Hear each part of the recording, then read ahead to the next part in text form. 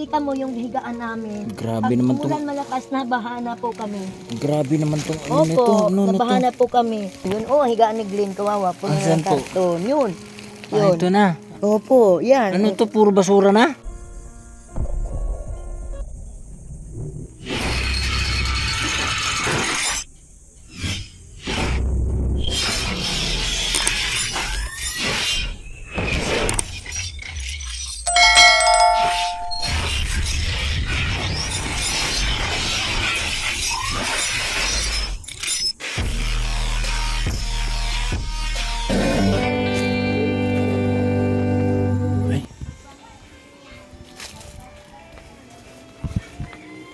Ay, grabe.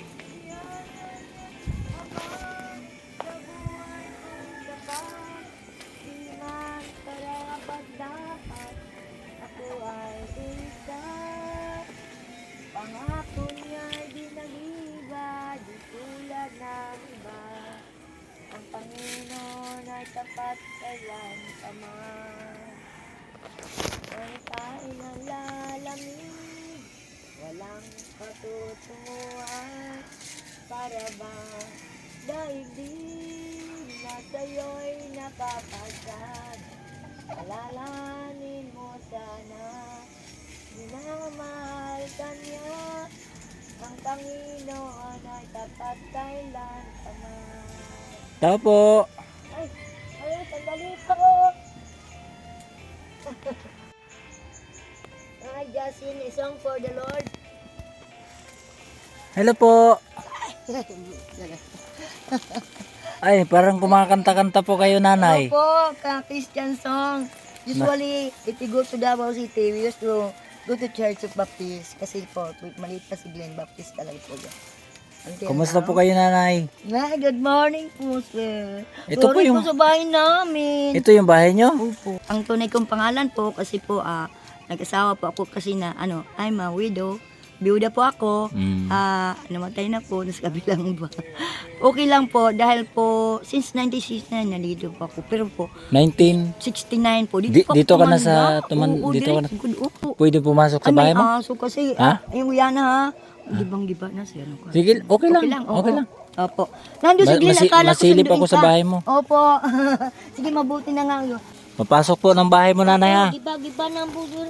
Okay lang. Yan ka lang yana ha. Yung aso mo, hindi naman nangangagat yan. Opo. Grabe naman tong bahay mo, nanay. Ay, dito muna. Kanino po itong lupa na ito? Ano to? Kay pastor po. Ha? Kay pastor. Binigay na sa inyo? Pinapaano niya ako napalipatin na. Ito, nakita mo yung higaan namin. Grabe naman tong... Umulan malakas na, bahana po kami. Grabe naman tong... Ano nito? Opo, Ano nito? nabahana po kami. Ay, wala na pong support kasi pastor nga mag-ano kasi marami siyang tutulungan, may problema po. Ito po, kuya. Ayan. Yun. Higaan ni Glenn, kawawa po. Asan po? Karton. Yun. Ito na. Opo, yan. Ano to? Puro basura na? Hindi po, mga ukay-ukay yan. Ha? Ukay-ukay lang po higaan namin. Sige, papasok po, nanay. Okay lang po. Makikipasok na lang din Opo, ako. sige po. Pero okay naman yung aso mo. Opo, yan na. Huwag ka Ito yung bahay nyo. Ano to? Ba't ganitong itsura? Ha? Hindi, wala ba? Nabahaan kasi ito, sir. Ha? Nabahaan kami nito bago yung, di ba, magbago mag-eleksyon. Nabahaan kayo? Oo, tsaka yung pandemya. Mm. Yun ang talaga. Gusto ko nang pauwi ng kaisa-isa kong anak sa Davao, hindi ko nang kasundo yung kasi nga, sila, yung iba, parang galing sila sa Saudi, parang na ang pagka-Muslim nila. Ang lula namin kasi, mga auntie namin na sa Hawaii, ay hindi naman kami nahiya naman kami tulong. Pero sometimes, nung bago magpasko, hindi ko akalain na may isang may nakakotse na Christian din pala, Baptist din sila, doon sa may Antipolo. Sinundan ako, halika nga, may blessing din talagang dumadating. Ito nga kulang sa amin yung tulda. Yun ang tulda lang namin, tsaka itong pang haligi. Wala na kasi yung magtatrabaho sana dito, nagbakasyon. Yung Ano pong nangyari, nanay? Bakit hindi nyo po napapagawa itong ganitong kaliit na kulang po bahay? kami sa pinansya na pambili lang naman ng luna, ganun. Hindi pa kami makahingi sa gobyerno kasi gawa nga ng sabi na wala pa raw budget. Wala pa raw silang luna. Luna ang hiningi namin sa kayong mga, mga pagpako, kayang-kaya namin ipagawa sa iba. At least naman, kahit paano. Ano nga pangalan mo ulit? Si Nanay Leoncia. Leoncia? Opo, yung tunay kong pangalan po. Leoncia. Ano apelyido? Leoncia. Pakoy na po. Pakoy. Pakoy. Ilang taon na po kayo, nanay? Last December, I turned my age is already 77 years old. Ilan na po ang anak ninyo? Isa lang po. Isa lang talaga? Si Glenn, apo ko yan po sa Ay. pamangking kong pinapaaral ko dito noon na midwifery. Iniwan lang sa akin na hindi ko kalain, kinuha ko na lang yan sa ospital. Iniwan Opo. mo yung kawawa naman pala yung Scholar bata yan. niyo. Oo. Scholar? Scholar yan si Glenn. Nag-aaral noon, nag-aaral ng Bible school. Hindi naman niya calling yung magpastor, pero nandyan sa children ministry siya. Yan lang po lang talaga. First year college yan. Scholar yan si Glenn. All nakaka-college over si Quezon Glenn. City, nag-top po yan. Bakit ano nangyari? Bakit hindi siya nakapaghanap ng trabaho? Nag-call center po yan sa Makati, hindi man kaya, na hold up, nakatulog sa bus, muntik na maganyan yan. Kaya hindi ko na siya pinaano doon. Ngayon nga, tinatawag na siya, hindi niya kaya na siya. May naramdaman din si Glenn ng Ano naman ang sakit niya? dito yung parang dito yung hindi nawawala yung bukol dito sa dito sa parang ang sabi Sa nila leeg? kulang sa si Glenn, vitamin C, ganun. Niya. Kaya nga sabi ko, itigil mo na yung pagkain, inom ng RC, pangkain, kain sa serya. Tama nang hanap buhay niyo ngayon dito, nanay? Ngayon, ang ko po, lang po ako ng nag-tutor everyday. So, gustong ganila tutor? Opo, nag-tutor ko. Anong tinututuran mo? Sa mga elementary hanggang high school. Oh? Opo. Kasi kalar din ako sa Davao eh. Nagtututor po kayo? Tutor ako, English, math, lahat. Filipino. Ay, ganun. Opo. Tapos Bible Ano study. naman po ang narating niyo sa buhay? Ano naman ang narating niyo sa buhay? 2 years college ako sa major in English. 2 years college? Opo, sa Davao, University of Mindanao. Opo, doon sa namin. Sir, hindi ko makawin na doon kasi yung lupa po na konjugal namin na ibenta po ng common law wife ng bagong matay yung asawa ko. Yan, pero nakuha ko yung is ko hanggang gamot na lang. May is ka? Kunti lang po, hanggang lang, kaya araw-araw, hawak nga na ang pastor na minawakan niya kasi daw, sa maganda lang yung araw-araw, may kukunin ko sa kanya. Ano naman ang dati namin. Ano naman ang dati yung trabaho? Ako? Tourism po ako. Tourism ka? Yes, oo. Tourism, ibig sabihin, gumanda rin pala ang buhay mo dati. Kung ano? Dati, may mga lupa ko sa Davao, tsaka yung may bahay ko doon, may lupa ko doon. Paano ka naman nakarating dito sa Maynila? Nakarating ko dito sa Manila dahil bagong hiwalay po ako sa asawa ko, 1969. I was already separated. Pero ako ang nakakuha ng is-is. Kaya tinulungan po ako ni Sir Tolpo. Ngayon siya ay senador na. Laking tulong sa akin dahil siya pong tinulungan ka? po, that time. Ako pong Tapos, ano po ang nangyari sa buhay niyo nung pagdating dito sa Maynila? Ay- Na maganda naman ang buhay niyo doon sa Mindanao. maganda po ang buhay ko sa Mandaw, pero hindi pong doon talaga, hindi ko po matiis yung nakikita ko yung sitwasyon ng asawa ko nandun sa ibang babae. Sila lang po anak namin. Yung anak namin. Ibig sabihin nag-scholar. pala, nangambit Oo. bahay pala ang asawa mo. Hindi ko na. Kaya sa 1960 I was here 1969. sa lungkot mo, lumayo ka na lang doon. Tsaka hindi, magtatrabaho naman ko paano ko mabubuhay yung anak ko kaysa isang bata. Ngayon, na siya, okay naman. Pero hindi na ako humingi ng tulong dahil ngayon, kapos pa rin sila sa hanap buhay nila. Alam mo naman, pandemya na. Ano naman ang trabaho ng anak mo? Doon sa may kunti silang yung, siyempre marami silang magkapatid doon na in-laws niya na naghati-hati sa kuprasa nila, ili sa kanila yun. Kasi ang sa akin talaga sa amin na ibenta ng sikan, yung common law wife ng asawa ko, na pirmahan ng asawa ko bago po mamatay, nakuha niya yun. Pero naibalik sa akin po kasi kalahati lang nakuha niya. Pero ang lupa namin, yung niyuga namin 6.5 hectares, hindi ko na makuha na pirma na, nabinta na sa inchik. Kaya sabi ng gano'n ng mga in-laws ko, umuwi ko doon kasi babalik daw ng may-ari. Ayoko na. Sabi ko dito na ako na masanayan ako dito kahit papano dahil Nung, po sa... nung dumating ka dito sa Maynila, ano po ang buhay niyo dito? Ay, ako po, wala pa yun si Glenn, di pa pinanganak yan. Oo. Si Glenn was born na 1993. Wala pa, ako po, nasa tourism po ako. Nagtatrabaho dito ka na sa Opo. Maynila, no? Oo, telephone operator and then sa travel agency. ano po ang naipundar nyo noon nung time na nasa tourism kuwan ka? po, nakapundar po ako ng lote at saka bahay po sa Davao. And then meron pa sa Summer Island na Dito sa napundar po. Maynila, dito sa Maynila. Sa Manila, hindi po nag-set up ako, nag-put up po ako ng yung restaurant. Hindi po maano po kasi nga nung araw magulo eh. Pupunta yung mga doon, iinom-inom yung mga klase ibang mga kwan, yung 'di ba malapit lang ang restaurant ko malapit lang po sa Manila Hilton Hotel noon. Nang utangan kami ng mga pagkain namin, 'di ba bayaran nabangga pa yung ko yung service pa. Ibig sabihin may sasakyan kayo dati? Po yung service nakabili po ako kasi po yung kunting naipon ko noon na galing ko sa Davao bago kami maghiwalay na asawa ko. Nakatago po ako. Okay. May upo. Then dito na nagano na po ako ng naging manager po kasi sa restaurant malapit sa United Nation. Manager po ako diyan. Tapos ako po ang auditor, naging auditor sa pinasukan ko sir. Tapos Yun nga. ano po ang masasabi nyo po na bakit ganito na po yung kalagayan nyo? Ganito ba ang kalagayan ko dahil po sa nagkaganito lang dahil sa yung pandemya na at saka nagkaroon akong sakit.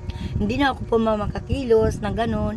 Ay sige, nag-aaral pa nga noon. Ito, mga halaman ko dyan sa labas. Yun ang umpisa kong magnegosyo. Malakas noon ang mga halaman ko. Gano'n. Yun lang. Kinuha ko yan, hindi siya binalikan ng mama niya. Sabi niya, alagaan ko raw ng mga kahit 1 month lang kasi mag-abroad siya. Ayusin yung sa Cebu. Cebu po. Di naman siya bumalik, pero ang sabi nila, bakit nagtiis ka dyan sa bata niyan? Ba't hindi mo ipaampon sa mga kilala mo sa madre? Never. Ito ang binigay sa akin ng Diyos. Dahil noon, waldas ako sa pera talaga. Hindi pa Christian noon, nung oras na yun. Si Glenn, napaaral mo ng hanggang Second Year College? First year college po. First Hindi year man po ako college. gumagastos po kasi gobyerno lang as scholarship. Kasi scholar siya. Opo. Ibig sabihin matalino si Glenn. Mm-mm. Ano naman ang dahilan bakit di niya napagpatuloy yung pag-aaral niya? Ay hindi po, hanggang doon na lang siya po kasi nga nag-call center siya, hindi rin natapos gawa nga ng mayroon na apektado na yung niya noon, pero gumaling siya sa kidney. May sakit din siya. May kidney siya. Sa awa ng Diyos naman. Dito kami nakasandal sa aming pastor na talagang mabait ang aming pastor diyan. Lang. Okay. Minsan nga punta kami, attend kami ng kaya yung Mami Lydia. Yan, close namin yan, bait yan.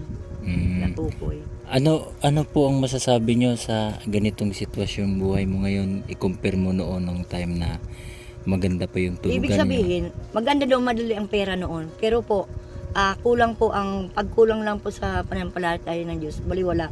Kasi naranasan ko po nung araw na ako lang, wala pa si Glenn, nandiyan ang pera, nandiyan ang kikiatin ko. Pagkatapos may kinikita po ako, malaking kinikita po sa trabaho ko, dollar yun. Nandun ako sa kasi noon pa, windang-windang pa yung pagkaano ko kaya pagka-Christian ko. Okay. Pero ngayon, natuto na ako dahil diyan kami namumuldo kay Pastor JR dito. Ilang year na kami diyan, 6 years na po kami. Okay. Yun, diyan na po. Ang ganda ng buhay pag nasa Panginoon. Pero hiniling ko lang po sa Panginoon na para lang pumaano kami. Gusto ko na makakalipat kami isang bahay na matirahan namin na nandyan po na kahit papano. Okay po, Nanay Leoncia, mayroon po tayong mayroon po akong pasalubong sa inyo. Salamat, sir. Ayan. Thank you po sa tulong mo sa amin. Ayan po. Napakabuti ng Diyos. Galing po yan kay Ate Mini Lacson. Yes, Ayan, salamat. mayroon Napakabuti ng pong Diyos. kape dyan, may asukal, Hindi na ako bibili. mayroong ham, mayroon ding sabon, may Colgate, at iba pa, may noodles pa. Ay, salamat. Ayan. Paborito rin. Tapos ngayon, mayroon pa tayong pahabol. Nagaling din po ito kay Ate Solvenis. Ate Salamat. Solvenis at Opo. saka kay Ate Anits. Salamat po. Ayan po. Maraming salamat, sir. Ito lang po ang po. Ayan, meron din po tayong 5 kilong bigas. Ayan po, meron po tayong 5 kilong bigas. Salamat po, sir. Napakabuti ng Diyos. Talagang hindi ako pinaalis ni Lord. Nanay, mayroon ka nang makakain. Opo, salamat po. Maraming salamat po. Bumalik. Paano kayo magluto dito, Nanay? Saan kayo nagluluto? Nabasag yung namin po, kaya ang ginagawa namin, bumibili lang po kami ng kanin ngayon, sir. Paano nabasag? Paano nabasag? Ay, Yung lutuan? Sa tagal ano? na po yun, ilang years yun, bili ng pastor namin. Ano namang lutuan na yon? Yung ano po, yung kalan ng ano, yung tag 200, 300 yata ngayon na. Yung uling? Uling? Yung uling. Saan kayo nagluluto dito? Sa labas po. Doon na sa labas? Sa labas. Mhm. Na nga lang po. Yun naman lang ano.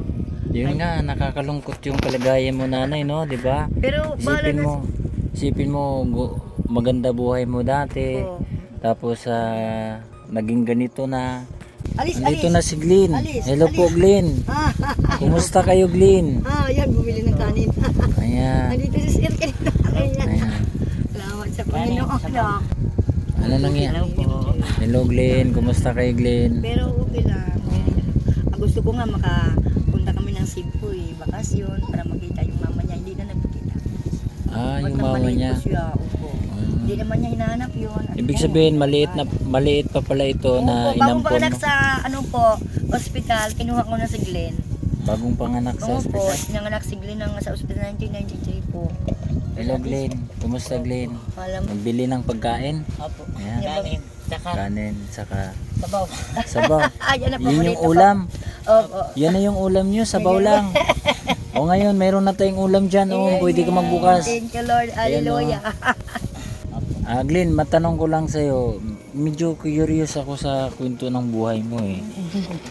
Yun nga ay nakwento nga ng nanay mo na inampun ka nga lang niya. Pasalamat ka rin sa iyong tinatawag na ngayon na lula dahil siya ay nagpapalaki sa'yo. Pero yun nga, nakapag-college ka daw. Scholar ka daw. Matalino. Ibig sabihin, matalino ka. Ano po nangyari? Bakit ganito ang sitwasyon nyo?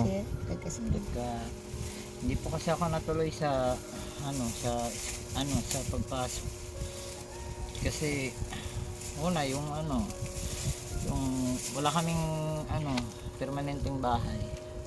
Nung nagtrabaho naman, meron kaming na naupahan na bahay doon sa Quezon City. Binagyo. Kaso ayun, palaging binabagyo. Tapos nagkasakit. Nagkaroon po ako ng enlargement of the liver. Ano yun? Ano yung enlargement of the liver? Paano sakit yun? Malaki po yung atay ko. Lumalaki ang atay mo? Noon, opo. Tapos meron po akong Pinagaling naman nila. gallbladder stone. Oh. Pero hindi buhay pa rin naman. Ibig sabihin may sakit ka pa hanggang ngayon. Kaya nahinto ka sa pag-aaral dahil sa sakit na yon. Nalungkot ako sa Pero ito sir, sitwasyon. ito naman lang ang ano namin yung ano dito sa niya. Paano yun? Bakit may sakit ka sa sa liig? Yung hindi na po siya gumagaling, matagal na po ito. May sakit ka na nagsugat Opo. na hindi na gumagaling? Opo. Diabetes ka? Hindi naman po. siya Eh, Nanak-nak. kailangan Ha? daw sa kanyang maano niya na anong gamot sa kanya. Yun. Ay bukas na magpa-check Hindi up naman yan. lumalaki. Hindi naman. Po siya, para po siyang hiwa na lumalaki. Tapos dalawa na nga po, namamaga dito yung kabila. Minapa-check up niya bukas. Sabi ko kaya hindi muna ako lumakad. Sabi niya, pa-check up daw Ay. siya. Opo. Ano yung malalim? Opo. Ay shit. Tapos ito naman po yung kabila, namamaga. Yan na pa, hindi nga na ano ng gamot. Hindi ka pa nakapag-check up. Hindi pa. Bakit na bukas? Baka diabetes ka, Glenn. Hindi naman. Wala siyang Yung diabetes. huli Wala pong nga. sinik naman po yung blood sugar ko. Hindi naman po siya. Wala naman. Wala rin. Hindi naman siya Wala mataas. kaming lahing diabetes. Pero bakit? Ilang ano na yan? Ilang buwan na yung dala-dala mo? Ano na po ito? Year nun. Siguro mag-1.5 year na. One and a half year? Oo, palilit lang muna umpisa. Pero hindi gumagaling. Hindi, kasi hindi mo naman napacheck up, di ba? Wala maintenance. Hindi po. Pag sinabing check up siya, hindi. Kasi may mga resita. O hindi naman gawa nga ng, ang mahal po ng gamot. Ano naman ang diskarte mo ngayon, Glenn, sa... Palagi ako nasa kalsada kasi minsan magturo ako ng Tutor siya. kinder, grade 1, meron pong Minsan online nga. grade 8. Tapos minsan lang po 'yun. Pero madalas po, pag may nagpapatinda sa akin, nagpapadala. Nagdala ko siya. Hindi po ako kumukuha ng source of Magaling sa income lako, namin. marami bumibili. Doon ka na lang kumukuha. Opo, doon Ay, na magkano Gaya naman? po nito, Naka-sideline ka ng kanin. ako kanina. 70 pesos. Oo, sa sideline. Bumili Nagagalit ako. nga ako eh. Gusto ko dito sa bahay. Kanin. Ayaw naman niya. Ay, grabe naman. Tapos, Pero ito sir, po, ang pinangawakan namin salita ng Diyos, bigay paniwala. ko ng Ilipat kami ni pastor kasi kapitbahay. ako lang ang Bigay ng umayang kapitbahayan. Wala. kaibigan po. Oo. So para pwede na to ang Dami kami mamayang gabi. kakilala sir. Kasi walang ibang Ay, grabe. tutor. Kami ang kakilala nila na ibig Eh, sabihin, magkano naman ang po, yung bayad sa Isang Glenn araw. sa Ay, isang isang araw? Sa akin po, 50 per hour lang po. oo, 50 yung pesos iba kasi, per hour. Oo, dapat sana 200 sir, pero hindi kami naningil ng mahal. Presyong kaibigan. Is yung kaibigan. Oh, kahit makulit na bata. Opo, oo. Kadalasan po Naniniwala. ganon. Mga kinder, Ano po ang course nyo na education po. education ka, tapos second year first year college. College lang po. Okay. Ay, thank you sa kwento ng buhay ninyo. Napaka- At salamat din po kay Ate Anits Bower, Ate Solvinis, at saka si Ma'am Minnie Lacson dahil na-share natin yung mga pinadala nila galing ng ibang bansa. Tapos naibigay namin sa inyo. Napakabuti. Thank you po. Tanggap Maraming ng salamat ganito. po. Maraming salamat. Hindi na po namin po problema yung bigas. Tapos may pang-ulam na rin po kami Ayun po. ngayong araw. Maraming salamat po sa mga nagbigay. Salamat po. Salamat po. Yan. Okay. Papabuti po ng Diyos. Oo nga, grabe. Grabe mga kalingap. Hindi ko akalain na ganito. First time ko po makapag-vlog na ganito ang bahay. Pagparinig lang kayo namin sir. Oo. So ayan mga kalingap. Dito po ko sa bahay nila Nanay Yun siya. Leoncia. Ayan po. At saka ni Glenn. So po itong kalagayan nila, grabe. Parang parang tulugan na po ng aso. Grabe. At sana po ay sa kalagayan po nila nanay at saka ni Glenn ay mapansin po ito ng ating mga kaibigan na sana kung mayroong mang tumulong sa kanila, tulungan po natin. At nakikita ko po na deserve po silang tulungan. Sana po sa aking mga kaibigan, ako po nananawagan sa inyo lahat po na sana po ito ay video na ito ay may share ninyo para mas malawak pa ang mararating at marami pang makakita at makakapansin sa kanila na sana ay matutulungan sila sa kanilang pangangailangan. Maraming salamat sa inyong lahat. Hanggang sa muling video. Jimo TV, maraming salamat. God bless. Okay.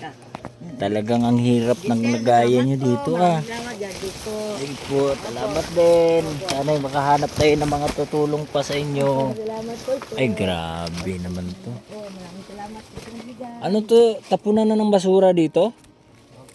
Tatapon na namin yung sinikat si maano namin kay ulan, basa pa. Ah, grabe naman to. Bundok na pala ito. Sa taas. Kayo na pinakalas dito na bahay, no? Meron pa po sa taas. Ito na. Yan. Meron pa po sa taas na ganito rin ang bahay? Oo. Oh, grabe itong bahay na ito Ingat na nandyan yung ano ni Tarzan. Sisi nito. Ayan. Hawakan ni Tarzan. Maraming po salamat. Si walang ano man po. Sana ay makabalik po ulit ako dito. Okay. So yan mga kalingap. Bababa na tayo.